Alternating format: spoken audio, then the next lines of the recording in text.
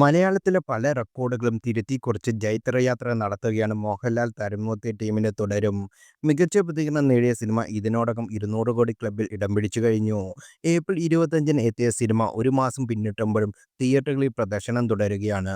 ഇപ്പോഴിതാ കേരള ബോക്സ് ഓഫീസിൽ പുതിയ റെക്കോർഡ് സൃഷ്ടിച്ചിരിക്കുകയാണ് തുടരും. കേരള ബോക്സ് ഓഫീസിൽ നിന്ന് 50 കോടി ഷെയർ കളക്ഷൻ നേടിയ റെക്കോർഡാണ് തുടരും ഇപ്പോൾ നേടിയത്. നേരത്തെ ചിത്രം കേരളത്തിൽ നിന്ന് 100 കോടി ഗ്രോസ് കളക്ഷൻ നേടിയിരുന്നു.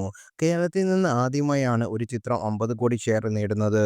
നിരവധി സിനിമകൾ തിയേറ്ററിൽ ഇതിനകം വന്നുപോയിട്ടും തുടരും സിനിമയുടെ സ്വീകാര്യത ഒട്ടും കുറഞ്ഞിട്ടില്ല എന്ന് കാണിക്കുന്നതാണ് ഈ റിപ്പോർട്ടുകൾ. റിലീസ് ചെയ്ത് ആഴ്ചകൾ കഴിയുമ്പോൾ കേരളത്തിൽ നിന്ന് മാത്രം ചിത്രം 115 കോടിയാണ് ഇതുവരെ നേടാനായത്. റിപ്പോർട്ടുകൾ പ്രകാരം ആഗോള ബോക്സ് ഓഫീസിൽ നിന്ന് 231.33 കോടി ഗ്രോസാണ് തുടരും സ്വന്തമാക്കിയത്. കഴിഞ്ഞ ദിവസം ചിത്രത്തിൽ നിന്നൊരു മേക്കിംഗ് വീഡിയോ തരുൺമൂർത്തി പങ്കുവച്ചിരുന്നു.